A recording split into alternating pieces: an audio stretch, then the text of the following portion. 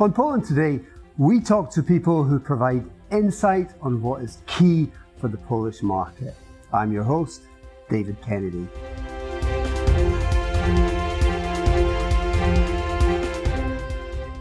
Peace or no peace? A changing landscape in the Middle East where Poland sources much of its oil and gas. How is that picture changing and what will it mean for the winter ahead? Joining me is Jacob Wirtschafter, an American journalist in Istanbul who covers the Middle East, the Caucasus and the wider region for the Washington Times, and also for Gazeta Finansowa, which is our sister publication. Great to see you, Jacob. It's great to be here in Warsaw today with you, David. Now, I mean, your career, particularly in the Middle East, has been an incredible one. You founded Syria Direct, and you reported out of Jerusalem, and now you're in Turkey. And you've been tracking how gas and money and weapons are moving, and some of it reaching Poland. So great to see you. It's great to be here. I got to say, it has been a good move for me professionally to be based in Istanbul the past couple of years. If you think about where Turkey is in the global economy, the global security situation, the global energy situation, it's turning into a really important news hub.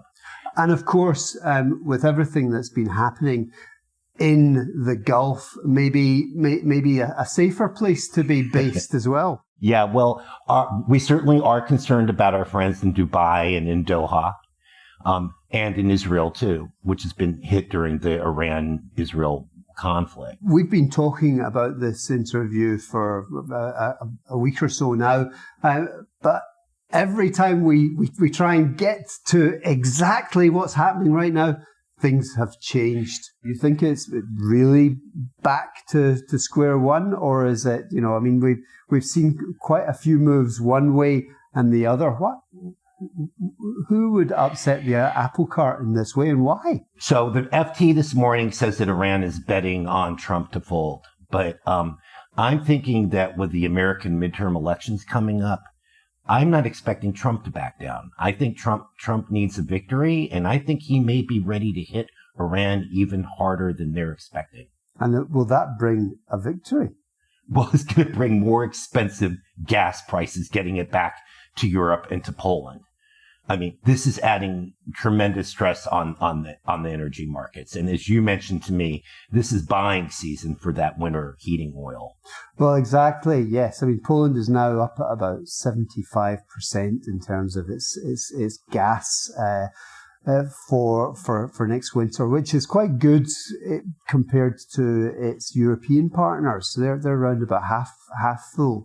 At the same time, if you're not getting your LNG from Qatar, and Poland has its gas also coming through from Norwegian waters, some of its own, but if you're not getting that Qatari gas, where are you getting it from? Well, I think in Poland's case, actually, there was U.S. gas coming through, and there will be more of it, and at fairly good prices for Poland.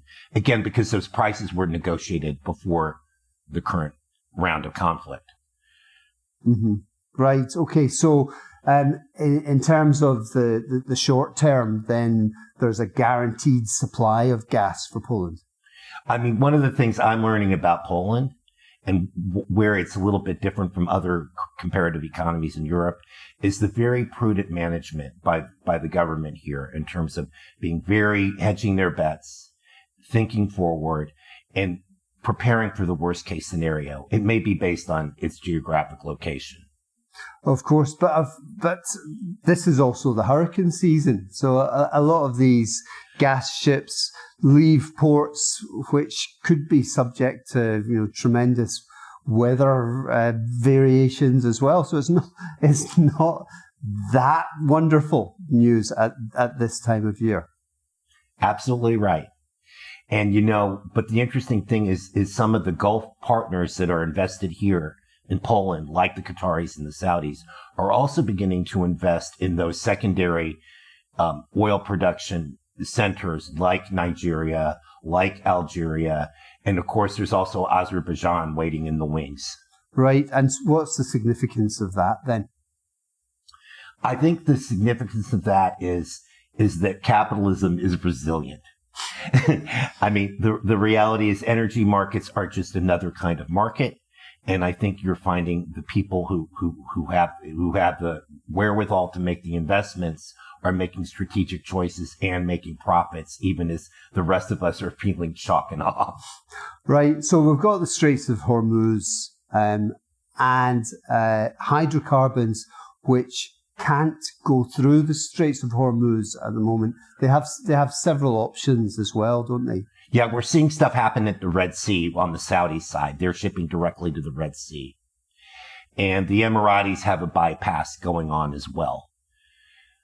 But of course, again, building out this infrastructure has costs, and those costs will be passed on to the consumers. And it's not immediate as well, is it? No. It takes a certain amount of time before you... Qatar is not going to be back online for another 3 years. It's a good thing they have a large sovereign wealth fund. 3 years? 3 years. 3 years to get back to full capacity yet. If the Straits of Hormuz are not functioning, or it has nothing to do with the Straits of Hormuz. It has to do with the fact the Iranians really bombed the Qatari production facilities. They really hobbled them, and it's going to take 3 years to get them back online. And that can't be speeded up in any way? As we say in the Middle East, inshallah, God willing. But, there are a lot of contingencies out there. And that's why the Qataris have, invoked that force majeure in their contracts with serious partners, saying we can't meet our commitments because of this attack on us. That's horrendous news, really, for the global market. Apart from anything, it's the cheapest gas available. Also, David, we were talking about the expatriates, including Polish expatriates in Saudi Arabia, the UAE, and Qatar, and what this conflict has meant for them. And while many of them have chosen to remain and stay, and we've spoken to folks in the Polish business community who say that they are staying. Yeah. The reality is, it's estimated about 20% of the Western expatriates. That's basically, Europeans, UK folks, and Americans have left. Mm-hmm. So about 20% have left. We don't know how fast they're coming back, but here's another 20% figure.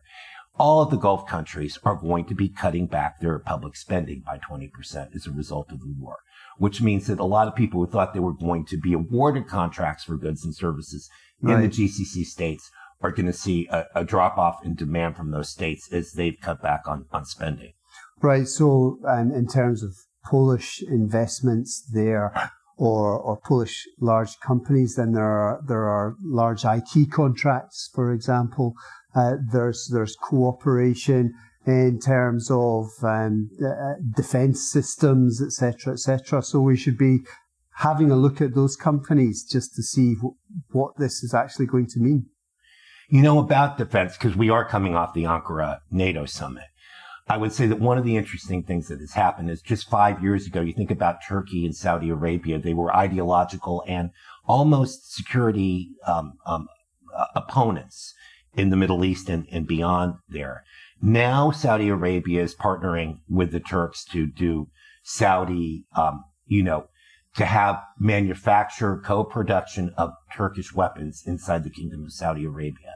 Okay. And of course, the Turks would also like to have that kind of relationship with Poland. They would like to do co-production here for reasons that have to do with EU policies that you know a lot about, because it touches on Greece and Cyprus and how the EU has actually become a block on Turkey's further integration into NATO. Well, of course, I mean, one thing that we've seen with this conflict is that some of the protection which the Americans were purportedly offering in the Middle East, so large weapon systems, have not been able to cope with drone warfare. Whereas the Turks, I suppose, they are at the forefront of that. They've scaled up production. Of course, they've delivered for Ukraine. And we're now in a place where Turkey is about as, in terms of volume and value of arms sales, they're about in the same place that Israel is. That's incredible, isn't it? There's an Iranian drone story as well, which also has an effect on Poland. Yes, of course, because the Iranians are helping the Russians. And, that is, it also means the Iranians are competitors in the drone market to the Turks. Right. Okay. Therefore, Turkey and Poland should be cooperating. And I think 2027 is the year we're going to see much bigger Polish-Turkish co-production, probably here in Poland. And what was the atmosphere in Ankara during It's a that bizarre, when I'm writing about the difference between the palace, which is like the official political statements about big grand strategic visions, and then there's the reality, which is like just next door at the bigger conference center, the major Turkish arms manufacturers are doing a brisk business. Brisk business.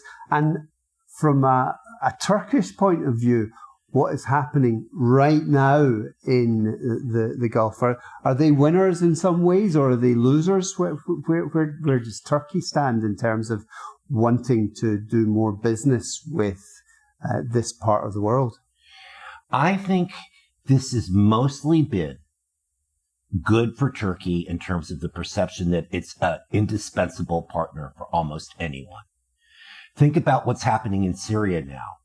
The Qataris, again, have chosen to invest in Syria, in Syria's offshore gas production. They've also chosen to invest in building up the formerly Russian-managed port facilities in Latakia. Turkey's going to be in on that as well, because they're, of course, the military umbrella that the al-Shara regime was able to seize power under. And so I think, it's Turkey's geostrategic reach from Syria into Azerbaijan makes Turkey an indispensable partner. Right. So, just trying to make sense of this. I think we'll show some of this, I think, on a map in order for people to get a hold of this, because we've essentially, what you're suggesting is that the whole geopolitical reality of the area is shifting. Yes, and of course, a very big weight, both literally and figuratively, is President Trump himself. The fact is, he did get on Air Force One. He did come to Ankara, and I think literally that's a big thumb. That's a big thumb on the scale, a big endorsement of Erdogan's foreign policy and his economic policies, and a Turkey open for business, a Turkey inside NATO, a Turkey involved in mediation and talks on trying to end the war in the Gulf, even though no immediate hope in sight today for that to come to a conclusion. Okay, and so in terms of this part of the world, the kind of intermediation of Turkey is probably a good thing. That's not for me to judge, but I'll say this. If you didn't have Turkey at the table as a security partner in NATO, what would my question for you as someone in your viewers, as people who know more about East Middle Europe than I do, is what would be like if Turkey was not providing drones to Ukraine? Now we've got what's happening. Are we actually 2 days away from peace again, or you think we're going totally all out for it now? I can tell you what my other client is asking me to do, which is they're asking me to go to Lithuania tomorrow. I'm going to Vilnius tomorrow, and why? And to speak to the foreign minister. And why is Lithuania important all of a sudden? Because post this Ankara summit, which President Trump did not blow up. I mean, he said some critical things about the NATO partners, but the worst fears did not materialize. So, I've been asked by the editors in Washington to check in with your neighbors to see if they're feeling more relaxed and secure coming out of Ankara, or if they're feeling more vulnerable. And what's your feeling? I don't know yet. We're going to find out next week. We're going to find out next week when I interview the foreign minister. Of course, yes. So Lithuania, a neighbor of Poland, is even more at the front line in many ways. Mm-hmm. And they even, I think they outpaced Poland by half a percentage or a whole percentage point in terms of defense spending. And I think that what we're talking about, this defense spending, this security spending is going to be a driver of economic growth in the weapons manufacturing countries, which aren't necessarily the same as the carbon producing countries. So I think, again, capitalism will survive this uncertainty. It's just everyday folks that are really going to feel it in their pocketbooks. Absolutely. Now, changing gear completely. You're a Middle East expert. You've traveled extensively in the world, but it's your first time in Warsaw.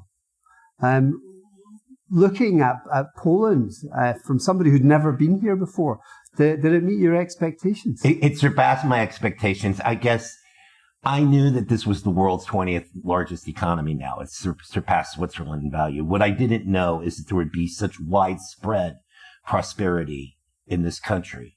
My expectation was that Poland would look poor compared to, let's say, the UK, and it doesn't. Mm-hmm. Yes, there's been a lot of fresh European spending. Definitely, you can see the sheen of that in the metro, in the new tram lines, etc. That's definitely very, very evident. What had you expected? I think I expected something grim and gray. Of course, it has been overcast here the past few days, but it has not been grim. I'm finding the folks that I meet to be positive, upbeat, optimistic, and ready to do business. And I hope that you'll be coming back to Poland and you'll come back on Poland Today. I'm hoping to come back here in October for the Warsaw Security Conference. Well, we'll see you then and we'll have a chat about what's going on then. Who knows? My goodness, from day to day, things are changing. But meanwhile, Jacob Wirtschafter, great to have you on Poland Today. Thanks so much for making the time for me and inviting me to your show. Thank you. And that's all we've got time for the moment on Poland Today. Slightly different program today, but I'm sure you'll agree that Jacob has given us great insight there. Thanks very much.